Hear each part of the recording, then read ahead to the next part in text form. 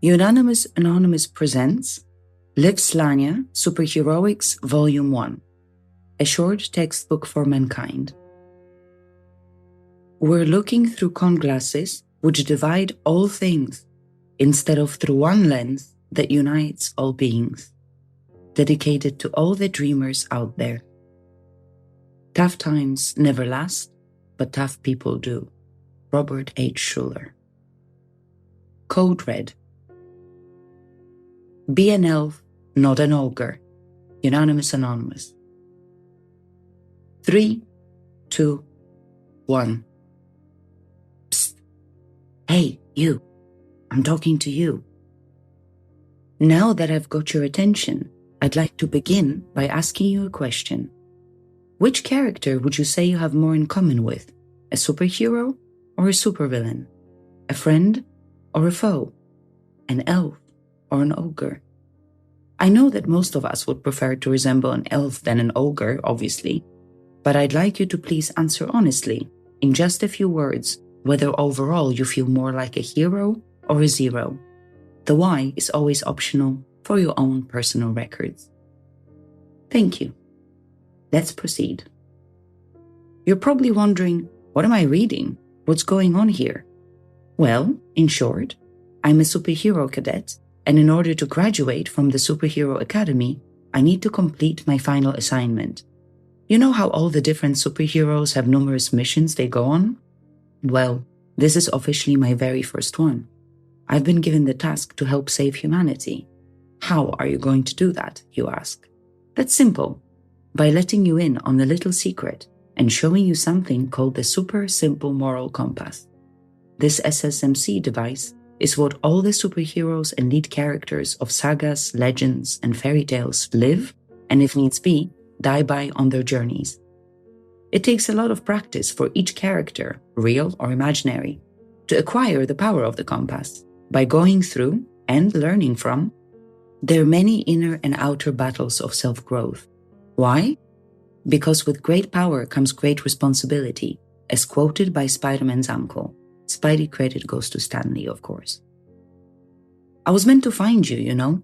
Now that I have, I may finally start fulfilling my mission as well as reigniting my, your, and our calling. You ready? We're running out of time, so please take my verbal hand and go where, although you may never have been before, it feels like home. Yep, I'm literally about to give you the key of hope. But for this to work, you need to keep your mind and heart as open throughout this process as you can. Can you do that, please? For both our sakes, I hope you will be able to remain focused on the end goal of this mission. The stakes are higher than ever, so don't let any preconceptions you may have hold you or us back. You're already good enough as you are, and you're crucial for this world-saving plan to work. Yes, really. In case the virus, more about it later, kicks in and makes you think that you no longer want to keep on reading, let me first share some cliff notes from the textbook with you. Imagine how many establishments would go out of business in a blink of an eye if, for example, people suddenly felt good about themselves and no longer needed all this material stuff to make them feel better. The reason why everyone is scared and unhappy instead of liberated and free is because your misery literally keeps making them money, and your obliviousness makes you easier for them to control. Oh, you don't know who they are? Yes, you do. It's those whose wars we keep on fighting, those whose words we keep on believing, and those whose taxes we keep on paying. Mankind's the only species that pays to live on Earth. If you want to know who controls you, look at who you're not allowed to criticize. Voltaire. Because you've only just begun reading this, your attention span still wants to continue to see where this is going. A few exercises in, you will, however, be tempted to skip through them. One more or less doesn't make a difference, right? Wrong. In order to build anything long-lasting, there is no skipping steps and no cheating of any sort. What you give, you get back. Without labor, nothing prospers. Sophocles. Let's first lay down the most basic yet solid fundamentals of superheroics. Volume 1 may, in places, sound very up or down, north or south. It does so for a reason. The end goal of this is for me to help you become a superhero, in your case, to be specific, a superhuman. which in short means you're incorruptible in all ways. Alongside this mission, we also need to gather all the other superhero cadets out there, one by one, help fine-tune them to the universal frequency of their true calling, and switch their currently off superhuman mode on. That includes you too. At the start of the course, as well as the Superheroics textbook, every human cadet receives a copy of the Humanual.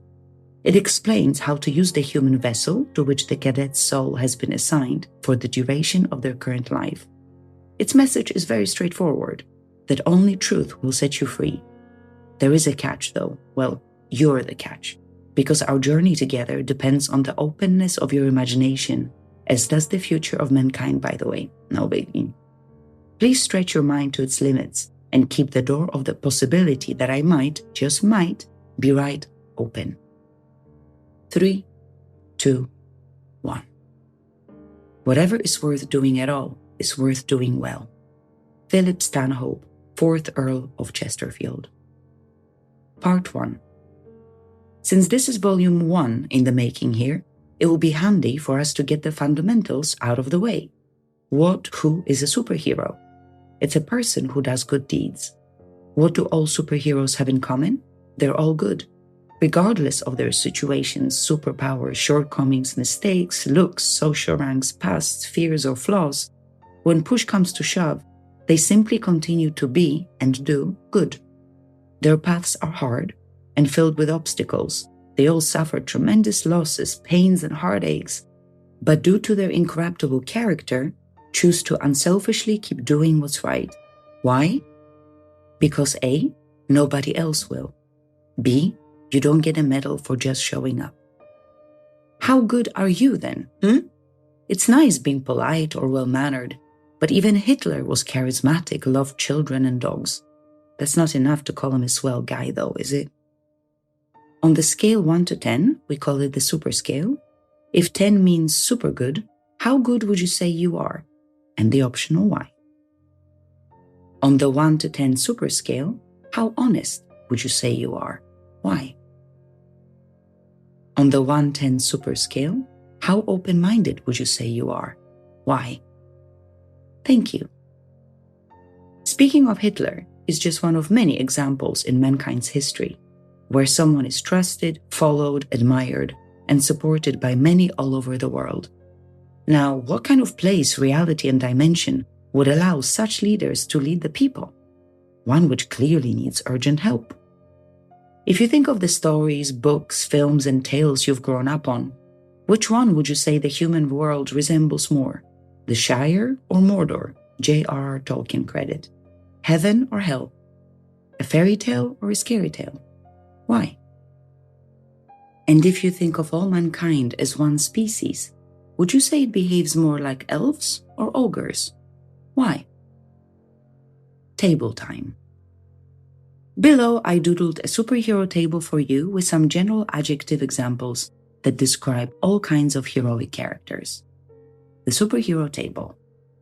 Good, honest, brave, loving, incorruptible, selfless, generous, authentic, humble, open-minded, caring, moral, forgiving, kind, supportive, helpful, genuine, understanding, righteous, ethical. As you can see, I've left a few empty spaces for you to add any words if you'd like. Feel free to cross out any words you don't agree with, then keep on reading when you're happy with all the adjectives in all the columns. Now, if you could please put a tick sign next to the adjectives which describe you. I suspect that you haven't ticked off all of the boxes, right? If so, that's okay, because, as stated before, you are good enough. We haven't said that there is no room for improvement, though. There is. There always is, right? Please circle the correct answer. Right? Wrong. Now we're going to do some maths together. I know, this is really beginning to feel like school, but that's because it is. Yay. The school system hasn't evolved for generations, so it would be good to revamp it a little with the help of ethical teachings. The original superhero table, without any changes you made, consists of 20 adjectives. Ticking all of them off would count as 20 out of 20, or, to simplify, 10 out of 10 on the super scale. If, for example, you've ticked off half of them, then it would count as 5 out of 10 for Team Superhero within you. Can you calculate your result and jot down the score below? Date, current superhero score. You know how at the start of any story, the lead character encounters something or someone, giving them a choice which can, and does, influence their actions and impact the course of their lives?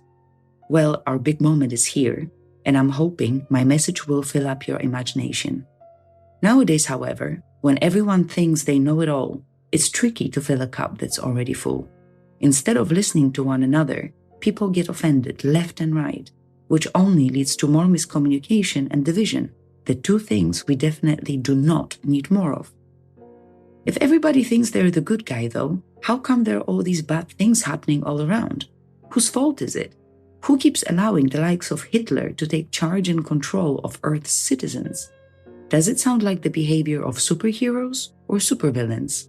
Elves or ogres? Below is the super knowledge table with a few categories from the knowledge department. The super knowledge table: history, biology, art, music, science, science fiction, astronomy, astrology, physics, metaphysics, graphic design, sports, psychology, architecture, politics, computers, religion, journalism, fashion, current events. Same deal as the last table, empty slots for you to fill in and freedom to cross out any you don't like. Once you're happy with the contents of the super knowledge table, please underline the topics that you have knowledge of. Great. Now could you please put a tick next to the topics you have an opinion about? Do the ticks coincide with your knowledge by any chance? What is knowledge anyway? Since knowledge is power, it must be important. The general definition of the word knowledge is a familiarity with information, facts and skills, either a theoretical or practical understanding of a subject, attained through experience and/or education. Can you please double-check the super knowledge table that you do, in fact, possess the knowledge of all your underlying subjects? If what you know about them fits the description of what knowledge is, please put a circle around the underlined word. If you feel you don't have the knowledge of that topic, please leave underlined. Now, on the super scale, 10 being super accurate, how accurate would you say the ratio between your underlined and circled words is? Why? To save humanity, we need to replace the dysfunctional pieces of ourselves with healthy new ones, both as individuals and as a species. In order to know exactly which bits to replace, firstly, we need to locate them. That's courage. And courage has many forms, which include taking a hard look at yourself, your pros and cons, checking out the ratio between the two, and working consciously towards improving that score. Yes, so it might be scary, especially nowadays when people's relationship with truth seems passing at best. Nothing, however, will change the fact that all bubbles eventually burst, and truth will never hurt as much as a lie, especially long-term. If unsure, can you think of a superhero or a fairy tale character who has lied their way to happiness? Part 2. How do you know that what you think you know is correct? And how do you know that what others say they know is also correct? Who built your frame of reference? I mean, think about it. What's agreed to be the history of mankind is, in itself, a mix of some knowledge, some experience, some truths, lies, opinions, fears, prejudice, and ignorance. Back in the day, the general access to information was very limited. Therefore, populations remained uneducated for generations. Nowadays, however, there is no excuse for ignorance, since, thanks to the internet, all the information, both right and wrong, true and false, is literally at our fingertips, accessible to a significantly larger percentage of people than ever before. That gives us the possibility to check any data and its sources. Something doesn't add up, though. How come that with all this access to knowledge, as well as the numerous social and scientific breakthroughs and advancements, we still don't know how to get along or how to be happy. Why not? What's really stopping us from achieving peace and harmony on Earth? Do you think that peace is even possible? On the super scale, 10 being super possible, how possible would it be to achieve peace on Earth according to you? Why? On the super scale, 10 being super important, how important is achieving peace on Earth to you? Why? We repeat what we don't repair. Since the history of mankind keeps repeating itself a lot actually, what does it tell you? Maybe it's obvious that humans keep making the same significant mistakes over and over, time after time, generation after generation. Okay, well, it seems like the only way to move forward is to face these errors, human and otherwise, address them, learn from them, and make them no more. Easier said than done, you say. Remember that if you do nothing, nothing happens, and if you change nothing, nothing changes, which directly applies to what in Superheroics we call the 4 human superpowers: thoughts, feelings, words, actions. What we call imagination is the most influential human superpower hidden inside us. It is the one power, Superheroics calls it the power hole, which all the other 4 powers flow through and within. Before. Without giving you an unnecessarily long history lesson, I'd like for us to quickly travel through the past to brush up on our knowledge of our ancient forerunners. Ancient Mesopotamia, circa 3100 BC to 539 BC. The Sumerians invented the wheel and the first chariot. The Babylonians invented the initial concept of maps. Then Greeks and Romans further developed cartography. Invented mathematics, the Egyptians then advanced a further numeral system for counting, developed a specific concept of time, dividing it into 60 parts, hence now we've got 60-second minutes and 60-minute hours. The Sumerians invented the very first calendar, dividing a year into 12 lunar months. Women, nearly equal to men, could trade, own land, and divorce. Ancient Egypt, circa 3100 BC to 641 AD. Masters of the pyramids developed hieroglyphic writing on stone tablets, then moved to papyrus and reed pen, invented the mechanical clock and the first to use a 24-hour time period, invented cosmetics and sophisticated methods of practicing medicine, which mixed the natural, herbs and surgery, with the supernatural, invented the phonetic alphabet, where a symbol represents one sound and not a word. Women had special rights, could own property, but could not rule in their own right or hold important positions, with a few exceptions. Ancient China, circa 1600 BC to 220 AD. Invented silk and paper, invented movable type printing and created earliest printed money, invented the compass, invented gunpowder and fireworks. The first to come up with ball games for entertainment. Women, inferior to men, faced discrimination, deprived of education. Ancient Greece, circa 750 BC to 146 BC. Advanced in art, science, theater, poetry, geometry, astronomy, biology, and architecture. Also developed the concept of modern philosophy. Made the first alphabet with vowels. The word alphabet comes from the 2 first letters, alpha and beta. Invented the Olympics, Athens, the birthplace of democracy, Sparta, a strictly ruled military state where individuality was put aside in favor of basic living and obedience. Women, in ancient Athens, uneducated, confined to their father's home, not allowed to walk freely around the city. In ancient Sparta, literate and numerate, allowed to speak their minds and walk freely on the streets, had powerful status and respect, exercise, drove chariots. Ancient Rome, circa 753 BC to 476 AD. Invented concrete, underfloor heating, and built advanced aqueducts. Pioneered the use of the Caesarean section, invented the Roman alphabet and numerals, the first newspaper, and made the first bound book. Developed a legal system used to this day as the basis for many European laws. developed the concept of mass entertainment to keep their population distracted instead of rebellious, built the Colosseum, upon which present-day football stadiums are now modeled. Women, higher class, unable to work or act in their own interests, could inherit property but had no control over it, couldn't vote, speak out, hold important roles, or attend political assemblies. Lower class had to work for a living. Ancient Maya, circa 2600 BC to 1200 AD, established the science of astronomy and the 365-day calendar system, built structures such as galactic observatories and sanctuary pyramids, discovered chocolate. Although originated by the Olmec, they were the first ones to build ball courts, built canals and straight roads. Women could partake in administrative, economic and farming events, played a vital role in numerous rituals. Ancient Aztec, circa 1300 AD to 1521 AD.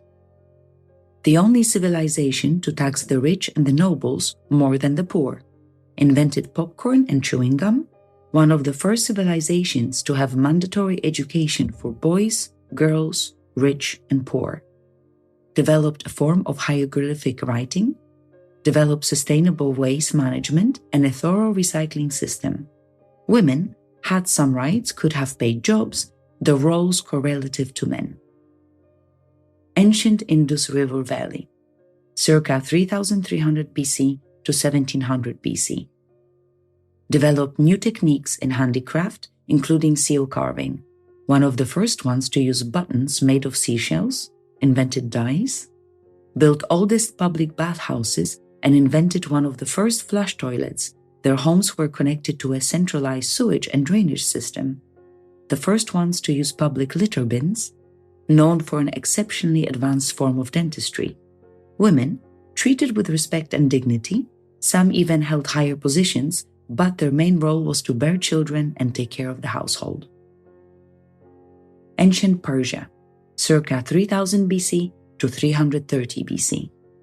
Invented the art of letter writing and developed a comprehensive postal system using relays.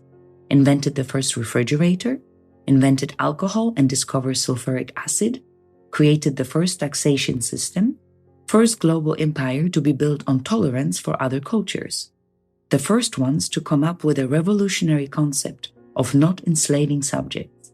Cyrus II, the Great, who in the Bible is called the Enlightened One, freed Jews from Babylon.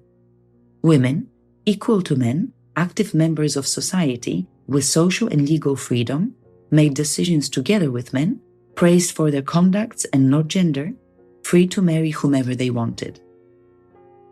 After reading through these lists, could you jot down in a few words the first thing that comes to your mind? Although these examples are literally the tip of the historical iceberg, this list alone makes for an impressive CV of the ancients. All the civilizations were clearly powerful, forward-thinking, innovative, daring, and groundbreaking to unimaginable heights. That's all great, but why then have all of them fallen, ceased to exist, and literally turned to dust? What's the common denominator between them all? Without them, we certainly wouldn't be where we're at today, but we don't want to end up like them either, do we? Imagine if at their time some of those civilizations had communicated, learned from one another, and united, instead of wasting so much time trying to conquer and to be in charge. Where would we be now? If ancient Athens and Sparta had communicated with each other regarding even just one topic, for example, that of women's conditions, this interaction between the two states could have certainly saved us over 2 millennia of the oppression of women, aka the baby machines with no freedom of their own lives or bodies. When we fast forward through time until World War II, please picture where mankind could be now if the message of Hitler, yep, him again, had been one of equality and not oppression. Imagine what difference in the history of peace one more positive leader could make. No superhero would ever stand for or support violence, division, murder, or pain of any kind, especially for one's own benefit. These are all supervillainous actions which leave us currently living in Gotham with no Batman anywhere in sight to save us. Batman credit goes to Bob Kane and Bill Finger. What is a good man but a bad man's teacher? What is a bad man but a good man's job? Lao Tzu. Part 3. Let's look at supervillains for a minute. On a storyline level, a supervillain is a once a goodie turned baddie character, a foe with an unhappy life story, as well as having a deep connection to the superhero, their direct opposite. When a superhero comes across any situation, they remain on the path of good, no matter how hard it is for them. A supervillain doesn't. Due to their pain, heartbreak, or a traumatic event, a supervillain ends up doing bad things and hurting themselves and others instead. Can you please write down your favorite superhero-supervillain combo? Why these characters in particular? I've prepared a detailed supervillain table with various words describing a whole range of the villainous types. The supervillain table: controlling, greedy, jealous, hurtful, vengeful, angry, selfish, oppressive, mean, resentful, egotistical, judgmental, envious, entitled, aggressive, manipulative, self-serving, fearful, insecure, vain, opportunistic, unjust, immoral, cold-blooded, malicious, corrupt, arrogant, rude, weak, cruel, hateful, inconsiderate, hostile, unethical, ruthless, vicious, destructive, careless, uncompromising, irresponsible, forceful, suspicious. Can you please put a tick sign next to those adjectives which, even if only sometimes, describe you? There is no need to calculate the score here because the point of this exercise is just to display that, regardless of your age, gender, or social status, every human, literally every single one, makes mistakes. The good news is that if everyone is a sinner, then everyone can be a winner too. The bad news is that we are the common denominator between all the fallen civilizations, barring natural disaster, of course. And it's all our fault. If you think of various movies or TV series, please choose a character you can relate to the most. Which other film, TV lead characters do you like? Why? If you and your life were turned into a TV series, would you like the personality, thoughts, words, feelings, and actions of the lead character? Would you keep watching the series and root for them? Please write down your answers below. Why? You are who you are when nobody's watching. Stephen Fry. Humanuel A1. Every empire begins small, every journey has a start, and every lead character seems an unlikely superhero candidate until they begin to act accordingly. In Volume 1, we focus on what can be improved within mankind right here and now, the everyday basics of superheroics. You know the saying, the devil's in the detail? Well, those devilish details are what we're going to address next. Let's look at the meaning behind the word supervillain and analyze it again. In short, it is an unhappy person hurting those around them with their own backstory that explains their behavior, once a goodie turned baddie, someone who reacts badly to bad things happening to them. Below are some supervillain examples and their backstories in a nutshell. Bane, rough childhood growing up within prison walls, DC Comics credit. Gollum, was betrayed, then influenced and corrupted by the ring, J.R.R. Tolkien credit. Darth Vader, did bad deeds to save the love of his life, got corrupted in the process, George Lucas credit. Joker, fell into a tank of chemical waste, disfigurement drove him insane, Bill Finger, Bob Kane, and Jerry Robinson credit. Catwoman, rough upbringing and very challenging life circumstances, Bill Finger and Bob Kane credit. Lex Luthor, a car accident and the aftermath of complex life events, Jerry Siegel and Joe Shuster credit. Poison Ivy, seduced by a bad man who injected her with poison as an experiment and drove her insane, Robert Kanigher and Sheldon Mould of credit.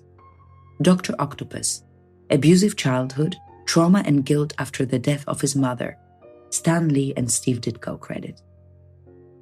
Knowing even a couple of details about their hardships makes it easier to understand and harder to judge them for their actions, doesn't it? Do their sufferings ring a bell by any chance? Can you relate at all? Do you know someone who can? Yes? No? In Superheroics, the main difference between a superhero and a supervillain is their reaction to pain.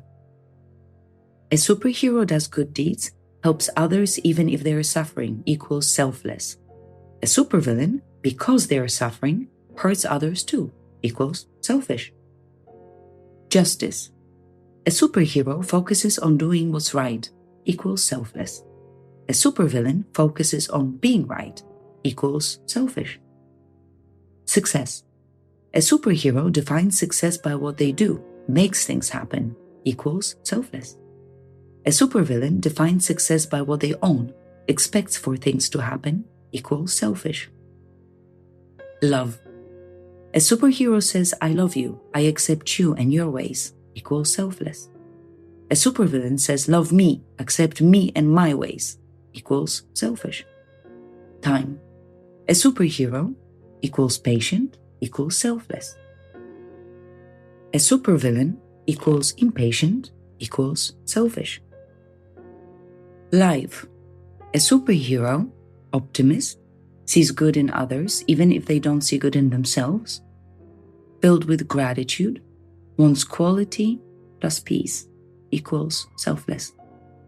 A supervillain, pessimist, sees bad in others including those trying to help them. Filled with guilt and regret, wants quantity plus war, equals selfish. Others. A superhero focuses on similarities, chooses unity despite differences, believes in stronger together, equals selfless. A supervillain focuses on differences, chooses division despite similarities, believes in each to their own, equals selfish. How do you react when something upsets you? How do you treat those who hurt you, whether they do it knowingly or not? I mean, it's easy to be nice to a nice person on a nice day in a nice place, right? Especially someone who A, can do something for you, B, can provide something that benefits you. One's true character, however, shows its face in that not-so-ideal case scenario called everyday life. It shows itself during rush hour, when one is running late, and or in pain of any kind in any situation. Mankind keeps failing at the little things which in Superheroics are called good little tests. Humanual A2. The good little tests, the GLTs, are sent to every person at the beginning of their video game of life and continue throughout all the chapters and levels that follow. Yes, so you may be 40 years old, but it also means you've reached level 40. Congrats! The good little tests consist of sometimes big and sometimes small difficulties, obstacles, circumstances sent your way. A bad hair day, a traffic jam, the loss of someone you care about. The small -1 points, -1s, are the tricky good little tests that nobody seems to pay attention to. They are the bits we fail at because we keep adding -1s here and there without realizing that A, we're doing it, and B, when we behave negatively, it actually has an effect. At the end of your current life, when your soul is in transition, your superhero and supervillain scores are counted. There are two options from then on. If you have managed to live a more superheroic life with a positive final score of the soul's existence, you move up. If, however, you end up living a more supervillainous life, where your inner ogre wins, your soul returns to have another go. It has to relearn everything from scratch, with the hope that this time around, it'll pass what it needs to in order to progress on its journey.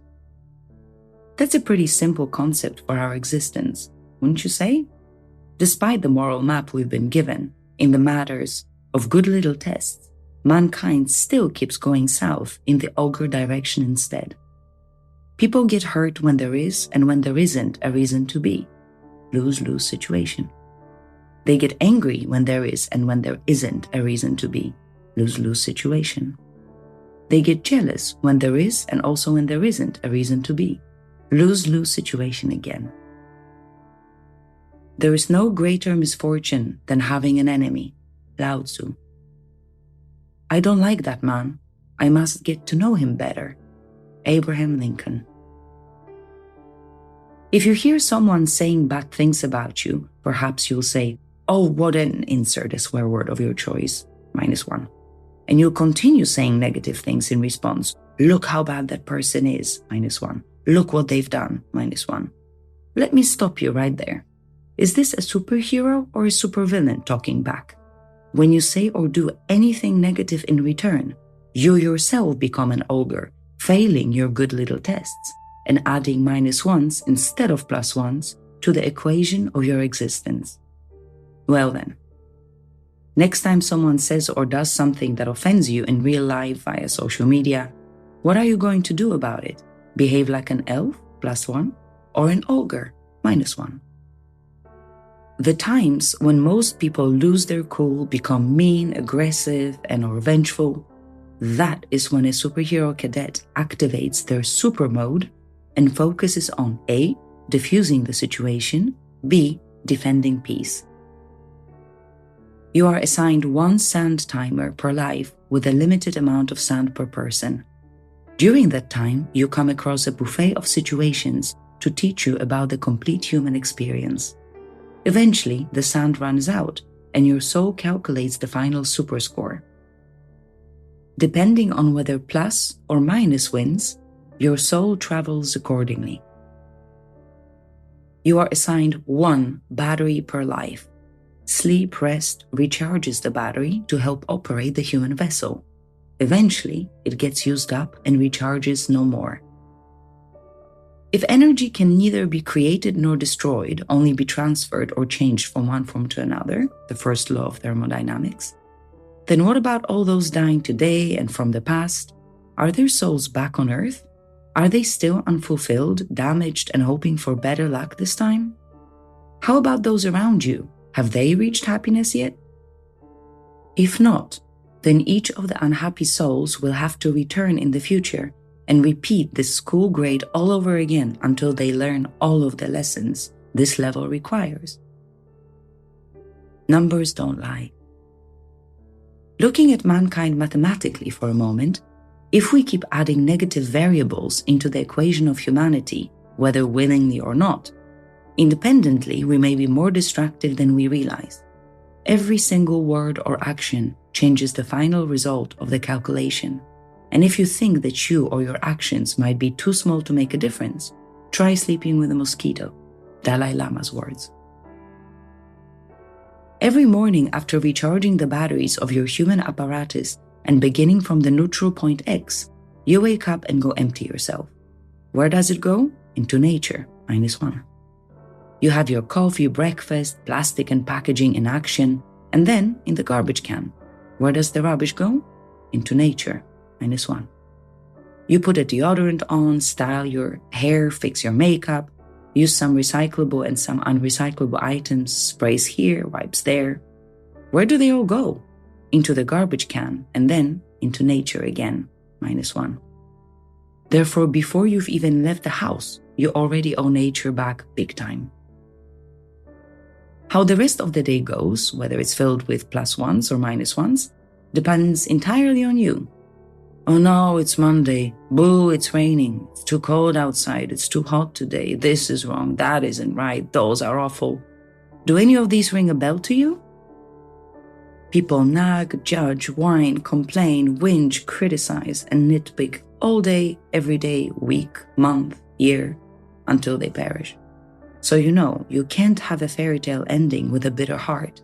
For if you keep adding negative variables into your equation, your result will always be a negative one.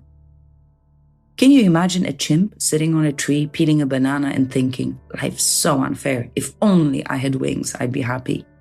Or an eagle flying above that chimp and contemplating, life's so unfair, if only I had thumbs, I'd be happy? In nature, have you ever seen an anorexic elephant or an obese giraffe? Ever heard of zebras engaged in a never-ending bloody battle with the gazelles to find out who owns that piece of savanna? Or a wolf commanding other wolves to eliminate all the bears for being the inferior species? No? Why do you think that is? Well, maybe because A, everything in nature has its place, and B, unlike humans, animals live in harmony with their environment. Maybe we really are the only ones running around in circles and destroying Earth along the way. Nature doesn't make mistakes. We do. Who was it that actually placed humans at the apex of the planet's hierarchy pyramid? Oh, it was us. We literally crowned ourselves kings of the world and haven't questioned it since. Well, let's ask ourselves now, shall we? What have we done exactly to justify claiming that highest spot, or the fact we feel entitled to the world's belongings as if they were our property? Why do we use the whole earthly source of life as our personal resource? What type of character in any story takes everything for themselves, places the crown on their head and goes, "Mine, it's all mine"? A superhero or a supervillain? An elf or an ogre? A goodie or a baddie? Now, which one are you? Virus. As we're all perfectly aware, nobody enjoys being told they're in the wrong.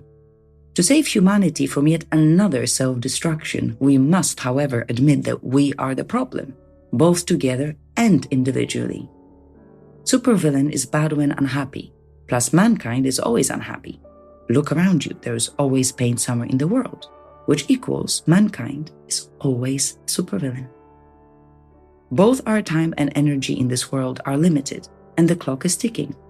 When you use your time and energy for something bad, you're then left with less energy and less time to do something good. It's not a maybe, it's logic. Gold rings and necklaces are easy to obtain in this world. A heart of gold, however, is the real treasure. Unanimous, Anonymous. No beauty shines brighter than that of a good heart. Shanina Shaikh. People have tried to find ways of keeping humans on the right track. There have even been suggestions to get rid of money, as it, and the love of it, has been named the root of all evil. Nice thought, but money in itself is meaningless. It's the worth and importance that we put on the value of money which matters. Therefore, if money disappears, there will be something else in its place leading us astray. Why? Because humans are infected with a severe virus, the dictator of mankind's wrongdoings and wronggoings. It's called consumer virus, and you're infected too. If you don't take control of your mind, someone else will. And if you stand for nothing, you'll be more likely to fall for anything. In the consumer society of too much, there are plenty of anythings for you to fall for, including a multitude of temptations designed to control you. It's worth keeping in mind that only uninformed people follow public opinion, and the informed ones make up their own minds by gaining knowledge and doing research. Why? First of all, it's not good to follow the masses because lately, more often than not, the M is silent. Second of all, because info without research is a rumor, and rumors are carried, spread, and accepted by the unquestioning, which is not very superhero-like, is it? The reason you, I, and others are infected with the virus is because we're the product of it. How does it work? Oh, it's a slick and clever little bug corrupting us inside and out. In order to remain undetected, it clouds people's minds and alters their senses as well as their values. Apart from the fact we're breathing consume air all around us, individually, it also works through con glasses, CGs. The CGs are invisible, but sit comfortably on your face, busy distorting your reality and making you prone to abusing all the superpowers assigned to you. Out of all the living things on Earth, humans are the only ones infected. These con glasses look favorably upon con men, women. In fact, they look favorably upon the act of con itself, for that's the virus in full motion. A con man, woman, is someone who tricks and convinces others to believe something that's not true. Therefore, a lie, any lie, equals a con of sort. Looking through our past, I'd even dare say that con artist is the oldest profession in our history, since mankind's rises and falls, have involved lying, cheating, and deceiving one another. On the super scale, 10 being super often, how often do you A, say things that aren't true? Why? B, say things that aren't true for your personal gain? Why? We join spokes together in a wheel, but it is the center hole that makes the wagon move. We shape clay into a pot, but it is the emptiness inside that holds whatever we want. We hammer wood for a house, but it is the inner space that makes it livable. Lao Tzu. Part 4. In Superheroics, there is no time off from doing the right thing. Happiness is the way, right? But how do we get onto that happy road then? Where is it and where does it start? Well, this is it. You and I right here today, clearing the path to happiness. Yes, there will be mistakes along the way, but don't get discouraged. Just ask yourself, A, what in your view needs to happen for you to hit that happiness target? B, calculate how much you believe in the possibility of getting there. I'm asking because A, what you believe you receive, and B, if you don't have a goal to move towards, you settle for where things are. Always remember that you have a choice to do nothing.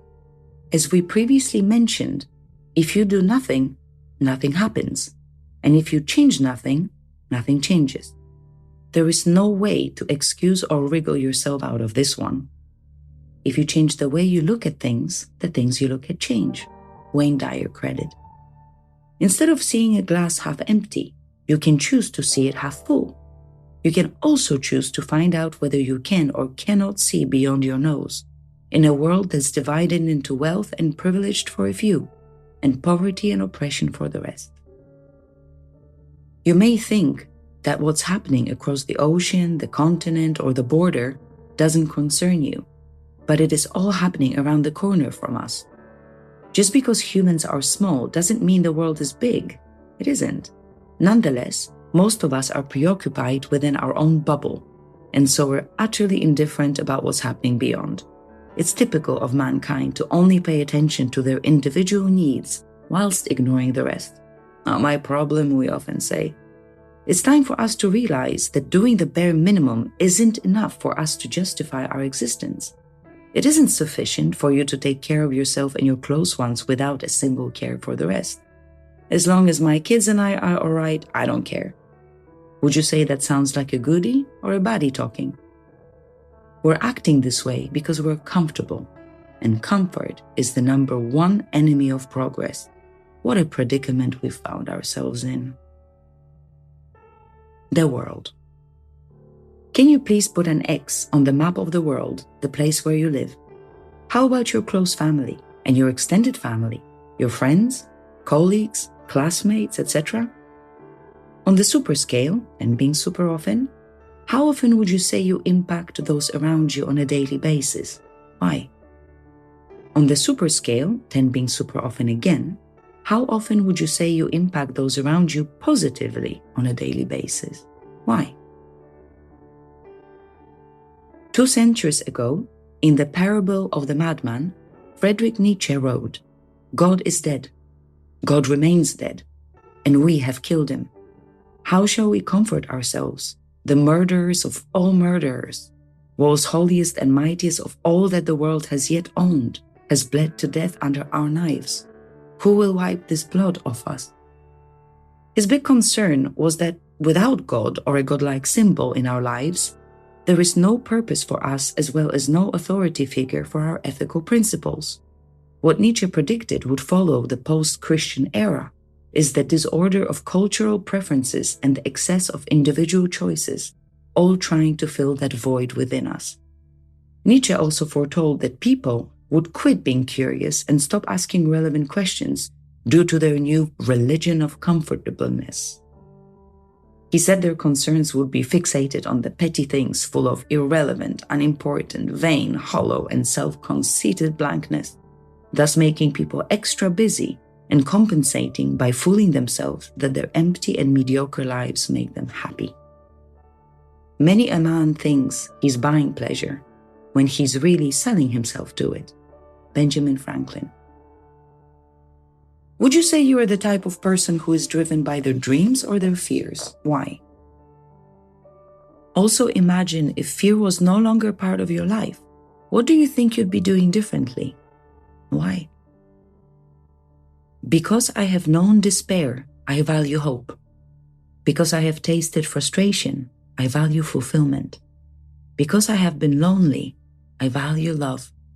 Leonard Nimoy. Good and bad. In your life, some know you as, insert your name, the good. Some know you as, insert your name, the bad. Some know you as both, but choose to see the good, and vice versa. On some days, to some people, you're great, passing the good little tests with positive variables. Then on some other days, you're not so great because of this or that. There are those who stick by you despite the ogreness within you, and there are those who will run because of it. This stick figure picture represents mankind. At least one of them is white, another one black. One of them is Muslim, and another Buddhist. There is a man and a woman in there, a transgender person, someone straight as well as gay, an elder and a child. Which one of them offends you the most? The superhero cadet's answer would be none, because we're all the same and the rest is irrelevant. Any situation that you find yourself in, you decide which route to take, north or south, good or bad. If you're trying to get north, but you keep walking south, you shouldn't be surprised why you're not at your desired destination yet. Unanimous, Anonymous. Part 5. We all need a dentist or a doctor in our lives. Some think everyone needs a spiritual or a political guru. People could, however, also benefit from having someone take care of their public image, a public relations PR press officer of sort. Why do we all need one? Because every single one of us ultimately depends on their reputation for survival, success, and acceptance, and we don't realize it. Superheroics focuses on the super public relations of individuals to then help their souls progress towards insight. That's the goal in a nutshell, always doing the right thing and always being a good person, as close to that superhuman ideal as possible, and the most honorable you can be in all ways. Oh, and with the con glasses off, there is no such thing as what's right for me may not be right for you, because right is right, the incorrupt way, and wrong is wrong, the corrupt way, always. Word of mouth is the most powerful source in public relations. Every chat, every declaration, every sentence, tweet, share, article, whisper, phone conversation, text is word of mouth, just in different forms. Here's the thing. You're your own PR person, your own self-representative. Are you doing a good job within the role assigned to you?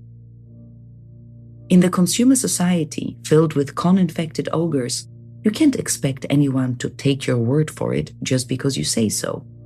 In order for people to respect you, you need to earn their respect by proving you deserve it, by behaving like an elf and not an ogre, and by doing your PR appropriately. If someone smears your name, it won't be believed, or at least it'll be believed much less. If you act like a superhero, the truth will eventually prevail. The only way for it to work is if you lead by example, because fine words butter no parsnips. Circle. Would you be so kind as to draw a circle below? Yep, a simple circle. Great. Now, could you please draw a circle the other way? If you drew it anti-clockwise above, please draw clockwise below. Next, compare the two circles and see if you can notice a significant difference between them, i.e. that the first circle you've always drawn this way since you were able to hold a pencil, whilst the other one was your first attempt to draw it differently. Is it fair to say that quality-wise they are both more similar than not? What does this tell us? Maybe that just because we're used to doing something a certain way, it doesn't necessarily mean it's the only, the most efficient, or even the correct way to do it. And how come that all these years you haven't tried to draw a circle the other way around? Just to try it, you know? Do you not question what you're taught, but simply conform and obey? Do you not try new methods of imagining, doing, thinking, feeling, being? Sure, you're more likely to make mistakes that way, but the one who never makes mistakes doesn't create anything new either. You can't be both safe and brave, not when it comes to the superhero cadet's journey towards truth. Let's look at our search for truth in a new way, with the con glasses off and one lens of unity on, outside the box like the new circle drawing way. What if we firstly lay down a map indicating our end goal to then understand the route to get there? If you don't know where you're going, how are you supposed to know the next step? Whatever you do, you always want the best version of yourself to prevail.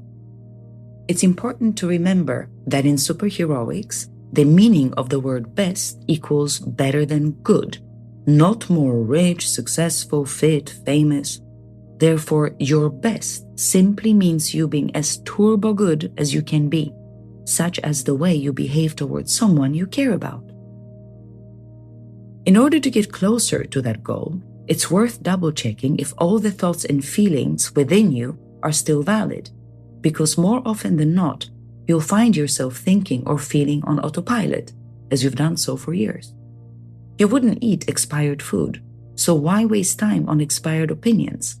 It's these backward ways which lead to divisions made of labels and stereotypes.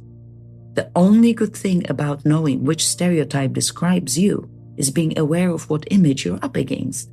And whichever stereotype you are, be a good one. Blonde stereotype, nerdy stereotype, sporty stereotype, famous stereotype, etc. All stereotypes focus only on a shell of a human body, which is what people see when they look at you. The remaining 99% of what makes you, you, is the part that remains hidden away in your head for the majority of your life. Have you ever realized that the mind drive where you store the entire realm of your imagination never sees the light of day? Why not? Children. Children are our future. Obvious, right? Well, if that's really the case, then why do we keep raising kids who need to recover from their childhoods when they grow up? By the time they're semi-functional, they're old, and then soon after, they're dead. When it comes to mankind's education system, it hasn't evolved much for over a century. The old school traditions, apart from the knowledge, also include racism, homophobia, and bullying, even in kindergartens. Why is that? How is that? Who keeps teaching all these bad and ogre-like morals to the new generations? When a child comes into your life, it is time to relearn life, not teach them your ways. Sadhguru. Right. Let's look at the essence of what we know about children. 1. They're not conscious of any division between people and will play with anyone until an adult tells them not to. 2. They do not differentiate between facts or fiction, art or science, history or bedtime story, no boundaries of any kind. To them, everything is information, and information is everything. 3. They do not give up when learning new things, for if they gave up as easily as the adults do, we'd be walking on all fours for the rest of our lives. 4. They do not need to think outside the box, because the box hasn't, as of yet, been created in their free-flowing and unlimited imagination. 5. They observe the grown-ups, believe all they see, then process, learn, and mirror it back. Small children aren't as affected by the consumer virus simply because they haven't been exposed to it for as long as the grown-ups have. While you may be thinking it's too late for you to be a superhero, what if you help raise one instead? There's nothing wrong with being a super sidekick like Alfred, Fairy Godmother, or Mufasa. Credit to Batman's and Disney's teams. Yes, the characters may be fictional, but their values are very real, noble, truthful, and timeless. When kids watch films or cartoons, they don't focus on the wealth or the looks only, not until they hear grown-ups pinpointing those. They focus on the bravery and superheroism of the characters and get inspired to be like them. Kids are meant to make up their own minds about the world they're growing up in, but what happens instead is that the parents make up the kids' minds for them, not only with facts or good advice, but with con virus-affected opinions, traumas, aches, and fears. We know how susceptible children are to what the adults say, and when they keep hearing, "Bad girl isn't real," Bill Finger and Sheldon Moldoff credit, "Superman doesn't exist," Stan Lee credit, they simply stop believing in magic, unity, bravery, and good virtues. As they're growing up, instead of following their dreams, they turn into gold junkies, get caught up in the chase for the dollar-covered Holy Grail. And just like that, the con virus claims yet another victim. It's that simple. You can now fake to look like a superhero, but you can never fake being one. Unanimous, Anonymous. Part 6. If it sounds like a cow, acts like a cow, and looks like a cow, it probably is a cow. Now, how about if it sounds like an ogre, acts like an ogre, but looks like an elf? Our con culture is a spectacle of illusions. Why? In the consumer society, almost everyone is caught up with the matters of appearance, all wanting to look like their favorite pop star, film star, model, football star, fantasy character, and so on. It's impressive to what extent some people go in order to achieve the look they want. That, however, cons others into believing that those who look good, rich, famous, or fit are confident and happy. By now, we must know that's not the case. Think of all the celebrities ending their lives and everyone's shocked saying, "What? She was unhappy, but they were so famous and so rich."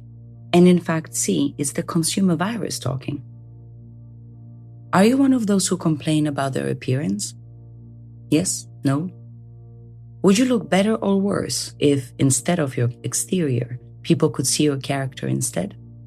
Please jot down the answer. Why? It is amazing how complete is the delusion that beauty is goodness. Leo Tolstoy. True freedom and independence don't care for looks, popularity, or a flat tummy, but for matters of the soul, invisible to the eye. Once the con glasses are off, the picture becomes pretty straightforward. Want to be a superhero? Act like one instead of only trying to look like one. Looks are deceiving, and it's time we stopped being this vain. Keeping in mind that A, you won't influence mankind by trying to be like it, and B, you have to be ought to be number one, let's for a moment forget all we've been taught and look at the world through children's eyes, with the con glasses off, and by going back to basics with the help of an RTI scan. The Return to Innocence scan only focuses on the very core of the information, the root of the message, no semantics, sub-details, sub-differences, sub-cultures, or sub-extras of any kind. Once the fundamentals are laid out, we can move forward. And those fundamentals are unity equals good, elf, superhero, division equals bad, ogre, supervillain. Let's put all our ancient ancestors in one super bucket now, no con glasses separation.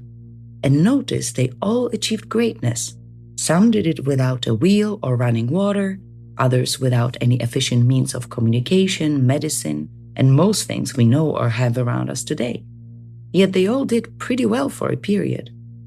In order for us not to follow in their ill-fated footsteps, let's begin by looking at the common objectives running across the minds of emperors, pharaohs, kings, and queens. Power, wealth, and glory seem to be the main themes in literally every time and place throughout the history of mankind. Based solely on that fact alone, it's pretty clear those particular goals cannot be the right goals for humanity to have. Do these goals seem more superheroic or supervillainous to you? Why? In our present-day society, we've progressed in so many ways than ever before. It will be a big shame to have to begin from scratch all over again once it all falls apart. It's happening as you're reading this and the clock is ticking. Mankind is in serious danger. It doesn't need to be, though. You and I are here to save it, right?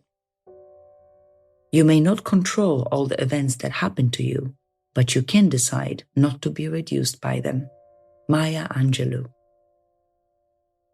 Real-life superhero equals the master. We already know that all the superheroes, fairy tale characters, represent those that are good and do good things, regardless of anything negative happening to them. In our society, being good is a superpower in itself, since the majority of people act and react like ogres based on their past misfortunes, not unity or bravery based on their dreams. Despite that, however, many men and women have lived by the unbreakable superheroic values. We've got countless admirable examples in history, such as Martin Luther King Jr., Albert Einstein, Maya Angelou, Mahatma Gandhi, Bob Marley, Muhammad Ali, Beatrice Potter, Tupac Shakur, Nelson Mandela, Eleanor Roosevelt, and the list goes on, with more individuals whose morals and love for mankind were of the utmost importance to them. The master views the parts with compassion because he understands the whole. His constant practice is humility. He doesn't glitter like a jewel, but lets himself be shaped by the Tao, the way, as rugged and common as stone. Lao Tzu. I'd like to add a few more names in one super bucket: Buddha, Moses, Jesus, and Muhammad. Remember, please, no con-glasses separation, one lens only. Putting the older religious writings aside and focusing on the similarities between their teachings, these men all said the same thing, just in different words.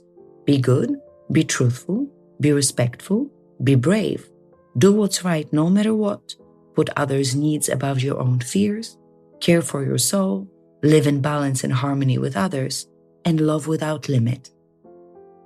Now, how can anyone argue with that message? How? These are exactly the same values that any superhero, from Wonder Woman, credit to DC Comics, to a Care Bear, credit to those characters from Cleveland, TCFC, lives by. What all the superheroes have in common, apart from being good, is that they're all incorruptible too. How about you then? On the super scale, 10 being super incorruptible, how incorruptible would you say you are? Why? Before we go any further, we need to learn about our place in this world. There are many people out there wanting to make a difference, trying to help nature. We can see their results beginning to show, from cleaner beaches to animal conservation and overall more eco-friendly decisions. Never discourage anyone who continually makes progress, no matter how slow. Plato. How wonderful it is that nobody need wait a single moment before starting to improve the world. Anne Frank. Eco and ego. Next, you have two diagrams waiting for you. The one to your left shows how mankind sees themselves, on top of the pyramid, better than everyone and everything else.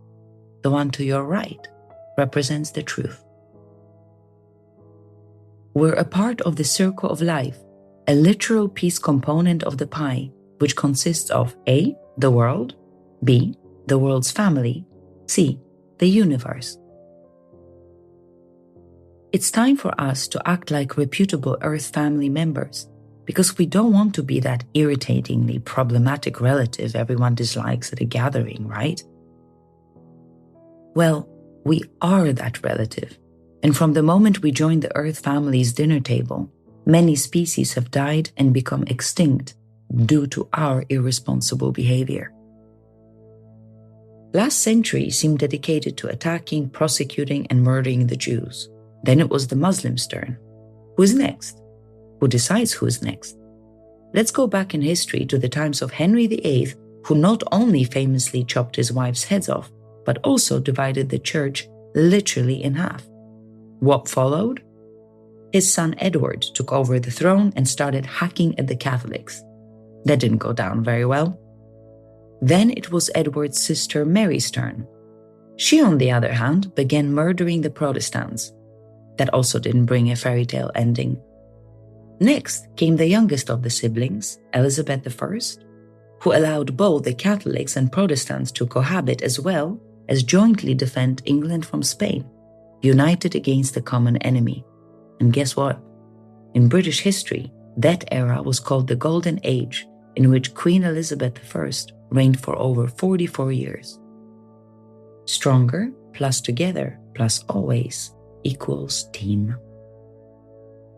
My point with the last example is to show you that by accepting each other, we're stronger together, as opposed to being divided. Look at World War II's Operation Dynamo, where many private citizens in their little boats mobilized towards one common cause and managed to assist the Navy in saving 300,000 troops at Dunkirk.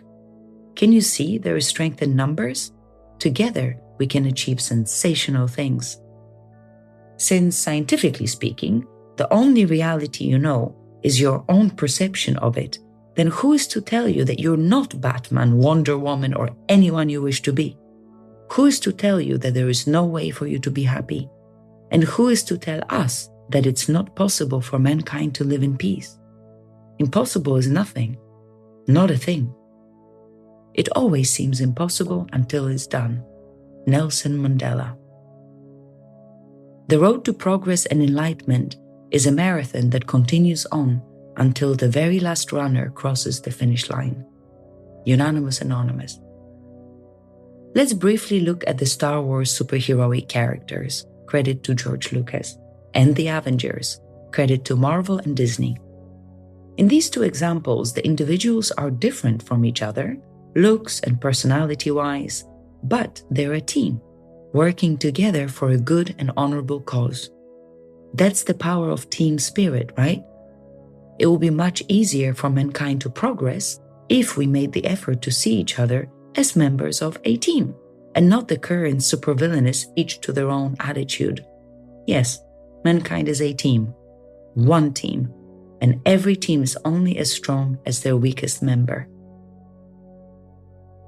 Code Blue. Below, I've prepared a list for you with a few human weakest link potentials. Please have a read through them and underline only the one which, according to you, is the very weakest link and in need of our most urgent help.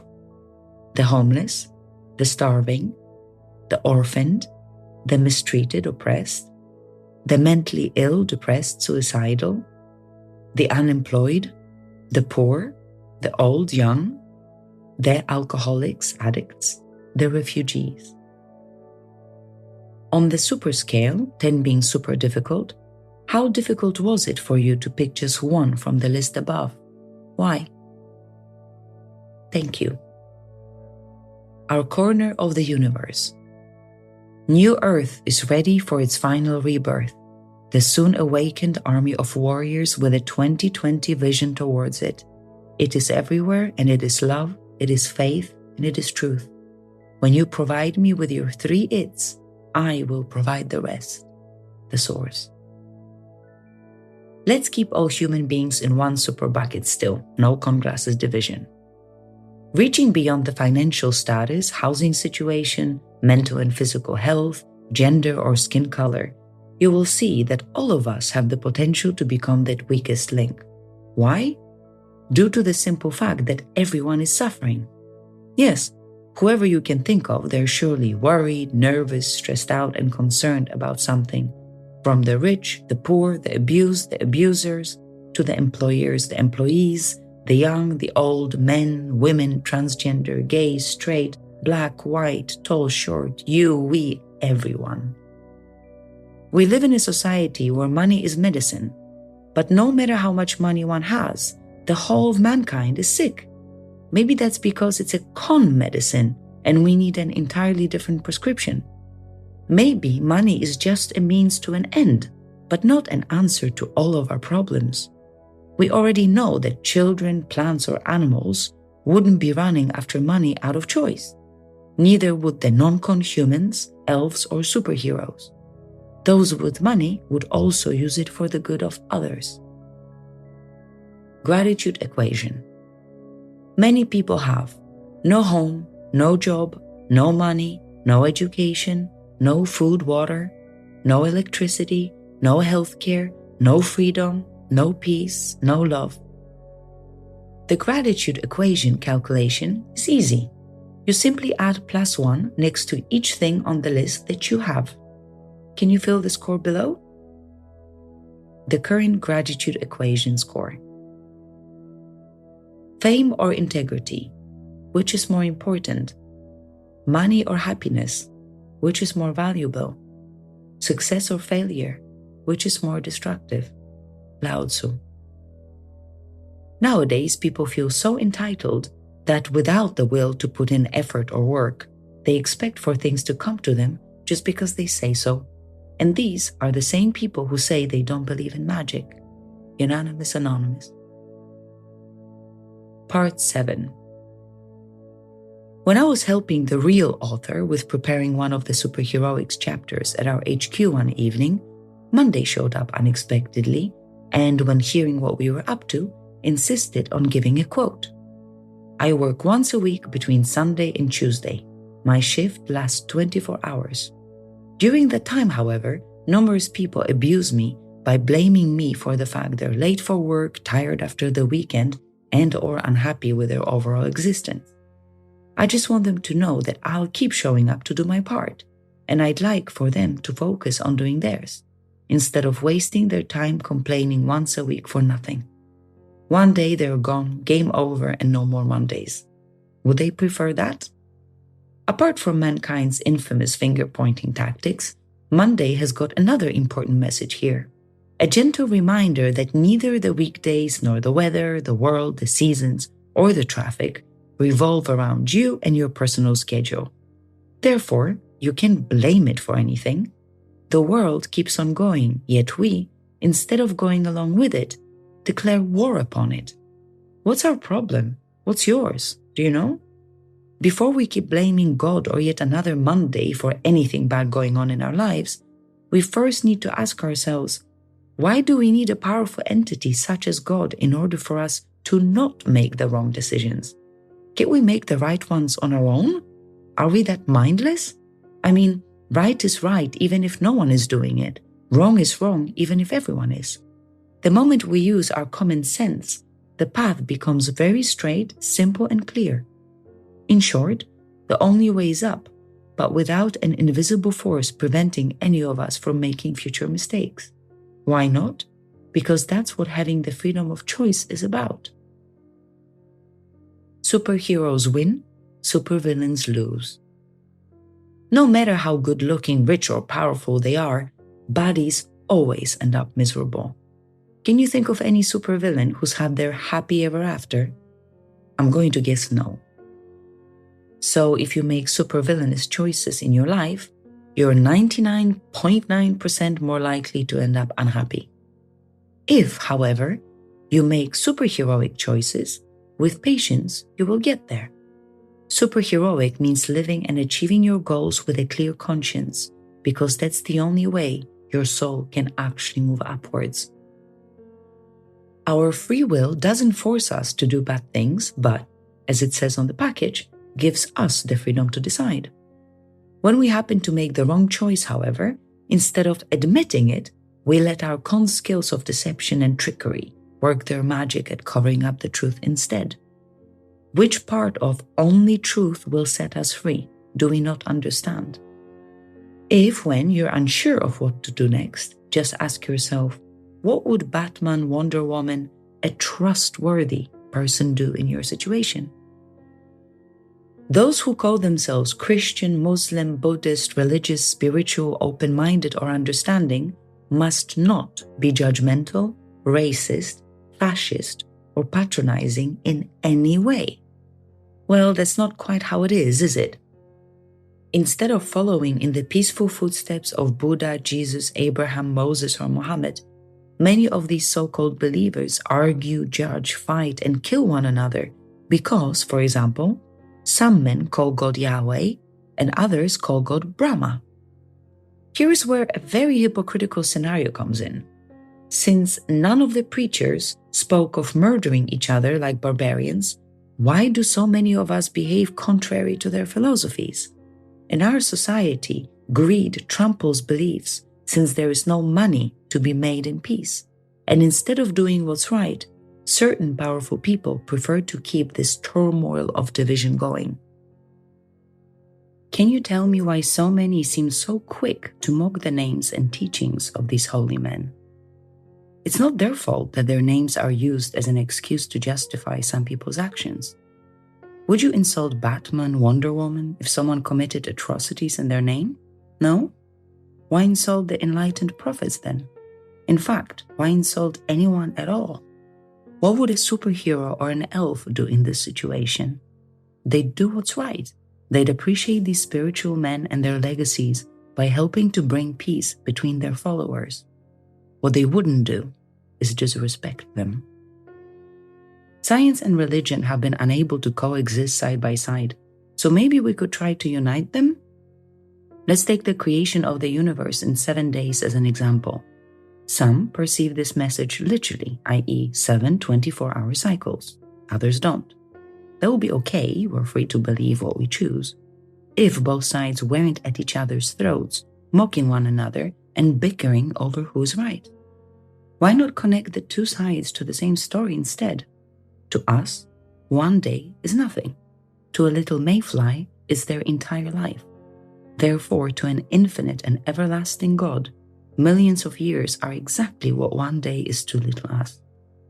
The story of our universe makes sense both scientifically, body, literal, and spiritually, so symbolic. So what's the issue? What is our well-being actually worth? Does the price vary depending on the skin color or belief system by any chance? How much more will it cost us until we start paying attention before it's too late? Which part of we're all equal is unclear. Blood cell equals you. Your body equals Earth.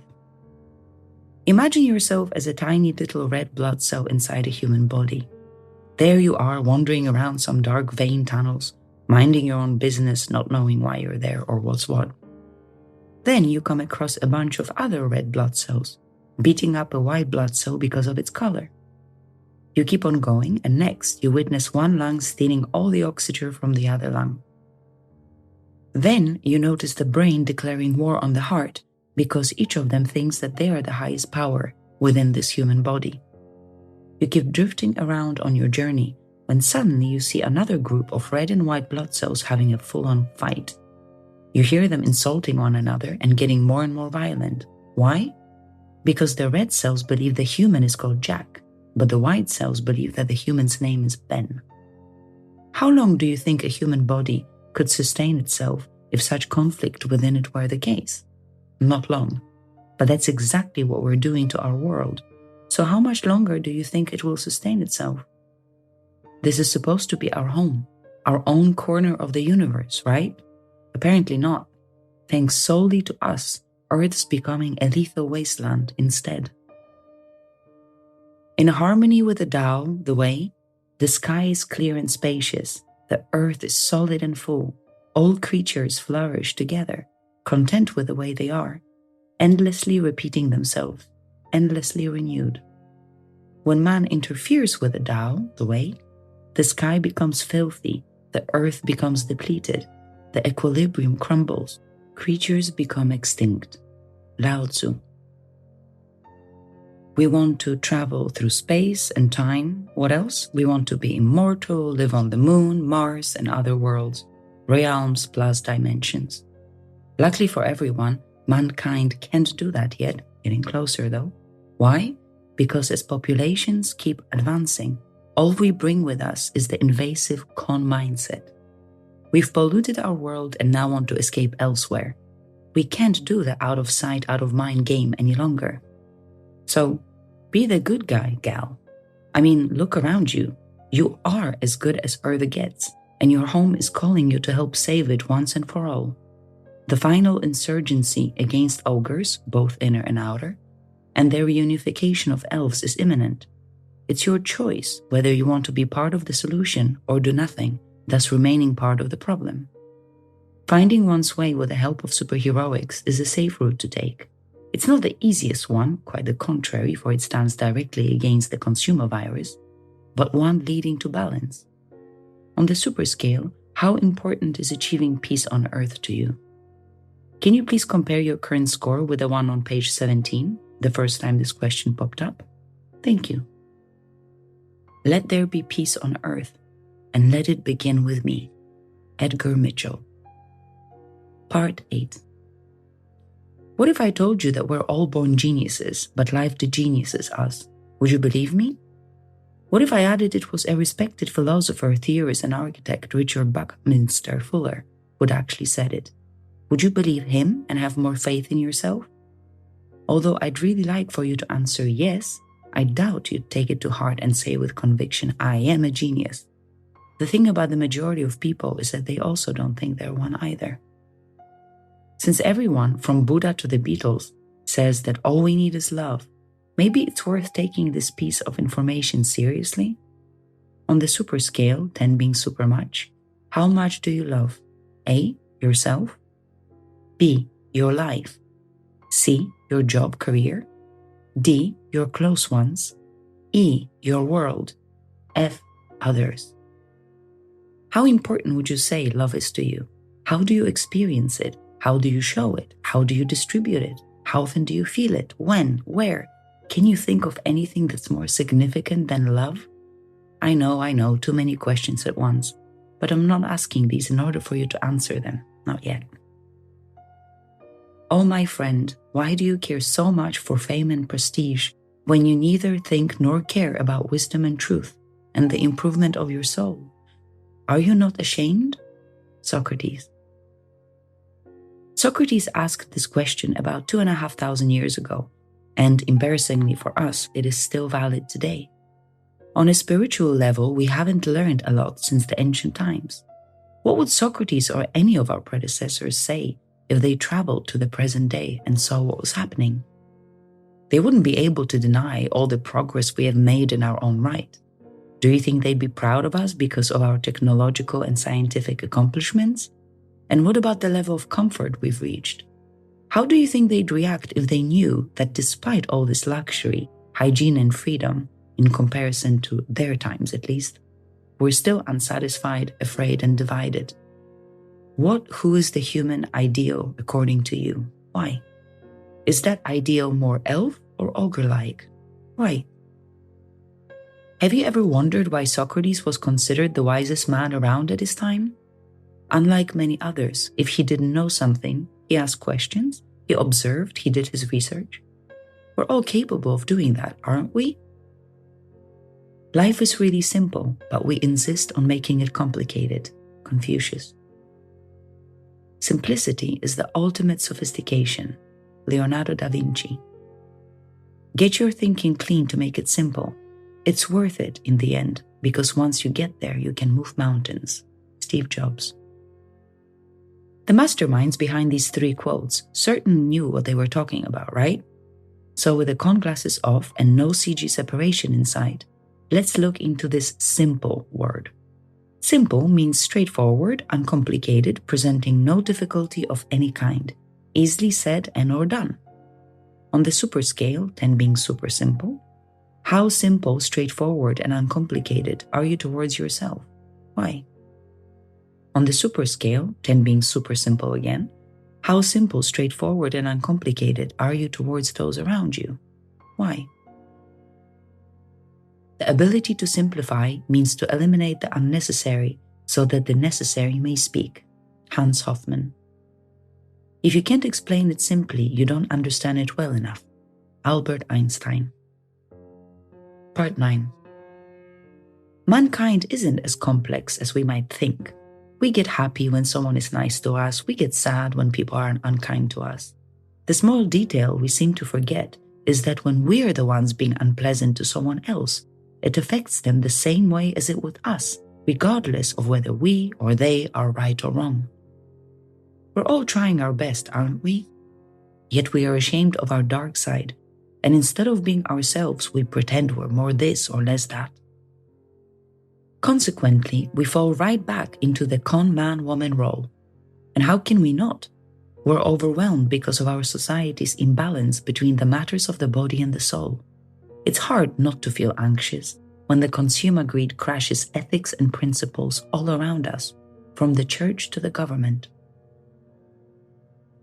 The day science begins to study non-physical phenomena, it will make more progress in 1 decade than in all the previous centuries of its existence. Nikola Tesla. The civilizations before us were mystical. They paid attention to spirituality and respected the divine. We've lost that side of heavenly reverence completely. In the consumer society, we think that it's silly talk and that science has all the answers. Science, however, only has all the scientific answers. Science is only one of life's many languages communicating with us. Unanimous, Anonymous. Meanwhile, nowadays, our spiritual education is so weak to the point that mankind is corrupted no matter its beliefs, gender, skin color, or financial status. Our moral pendulum swings both ways.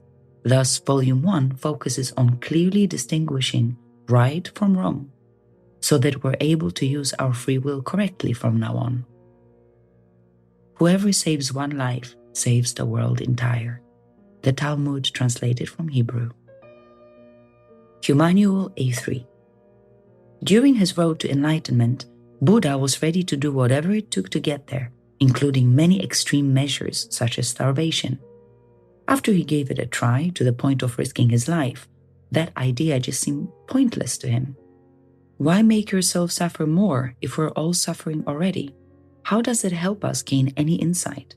You can't focus when your mind and body are weakened by hunger and pain, can you?